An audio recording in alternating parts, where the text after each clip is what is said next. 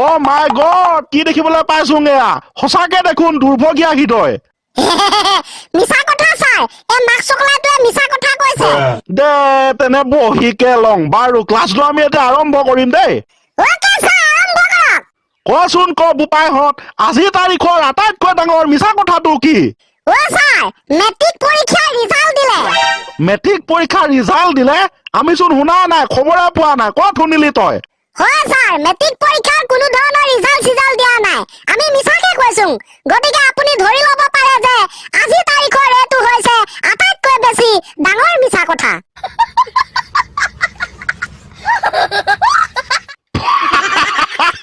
Oh my god, চুঙা চাই হুপা প্ৰশ্ন চাই উত্তৰ মই ক'লো যে আজি তাৰিখৰ আটাইতকৈ ডাঙৰ মিছা কথাটো ক ইহঁতে ক'লে মেট্ৰিক পৰীক্ষাৰ ৰিজাল্ট দিলে ইফালে দিয়া নাই তাৰ মানে এইটো হৈছে আটাইতকৈ ডাঙৰ মিছা কথা ছাৰ কেনে লাগছে হ'ব দে বৰ বেয়াকে ফালি দিলি মজা লাগিছে সুন্দৰ লাগিছে ধুনীয়া থেংক ইউ ছাৰ মনত পৰিছে চাওকচোন চাওক কেনেকে একো নাই দে তহঁতৰ মগজু যে পুৰা স্পীড চলিছে মই গম পাই গৈছোঁ দে ওকে ছাৰ তেনে যদি মই আপোনাক ছচিয়েল মিডিয়াত ভাইৰেল হোৱা এটা কবিতা শুনাম হয়তো আপুনি শুনি বিৰাটে মজা পাব হয় নেকি মই তো ভালে পাম কবিতা শুনিব পালে মাত চাং কেনেকুৱা কবিতা তাৰ আগতে ছাৰ মই এটা ডিসক্লেমাৰ দি দিছোঁ গাইস কোনেও যাতে কবিতাটো শুনি নিজকে গাত পাতি ল'ব নালাগে দে it is only for just entertainment only দুবাৰ অনলি তো কোৱা দে হ'ব মাত আৰম্ভ মানে কবিতা ষ্টাৰ্ট ছাগলী না চুটি কুকুৰৰ নাচ বেকা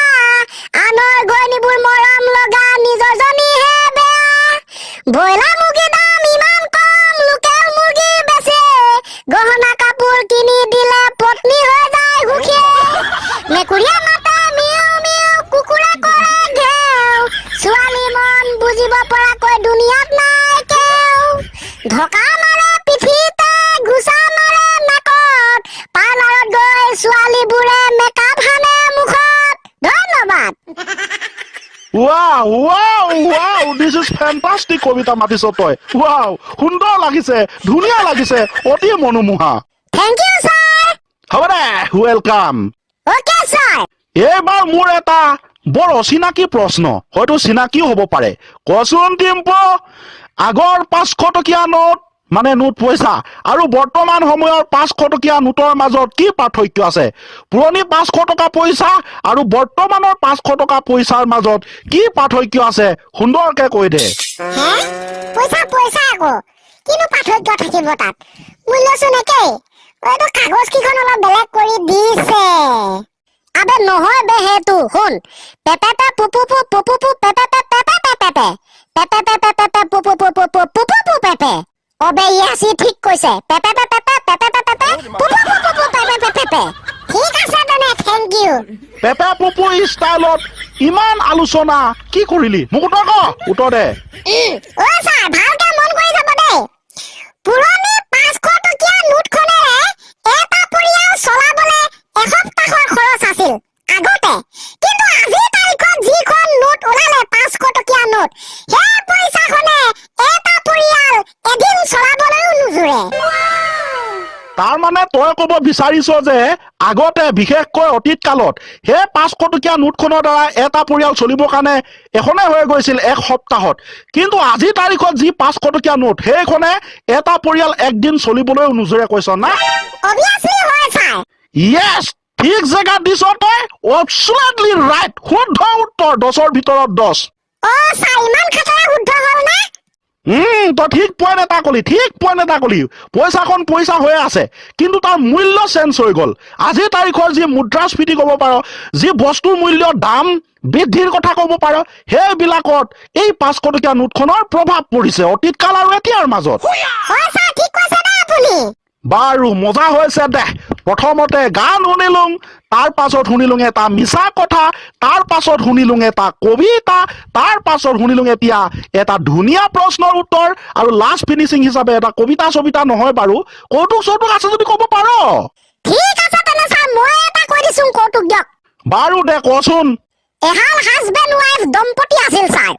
মতাটোৱে খুব মদ খায় মাইকীটোৱে গালি দিয়ে মানে পত্নীয়ে পুৰা গালি দিয়ে নেখাবি বুলি কয় স্বাস্থ্যৰ কাৰণে হানিকাৰক এচেতা গালি পাৰে কিন্তু মতাটোৱে নুশুনে খায়ে থাকে উস্কাবা দিন বাগৰি গৈ আছে এদিন এটা ঘটনা সংঘটিত হল কেইবাদিনো ধৰি ৱাইফে নিজৰ হাজবেণ্ডক মদ চদ খোৱাৰ কাৰণে গালি পৰা নাই তেনেতে মতাটো অকণমান কিবা লাগিলে চিন্তা কৰিলে ই কিয় মোক আজি গালি পৰা নাই আজিকালি যে গালি নেপাৰে সেইকাৰণে নিজৰ ৱাইফক উদ্দেশ্যি ক'লে হে তুমি যে আজিকালি মোক মদ চুলা খালেও গালি নপৰা হৈছা কিয় কাৰণটো কি ৱাইফে উত্তৰ দিলে যিমান মন যায় সিমানে মদ খাই থাকা একো নাই মোৰ কালি LIC মানে ইন্সুৰেন্স কোম্পানীৰ মানুহ আহিছিলে তুমি সেটেপ হলে কিমান টকা পাম মোক বুজাই থৈ গৈছে গতিকে নো প্ৰবলেম কি কলি তই আউনো মাক্সক লাই ছাৰ LIC এজেন্ট কিটা তো হেয়া বুজাই না জীয়াই থকাতকৈ মৰিলে কিমান ফায়দা হয় সেইটো বুজাই থৈ গ'ল পত্নী খুশ মৰিলেও মৰি যাক যাও যি হলে হৈ যাক মা কা অষ্ট্ৰেলিয়া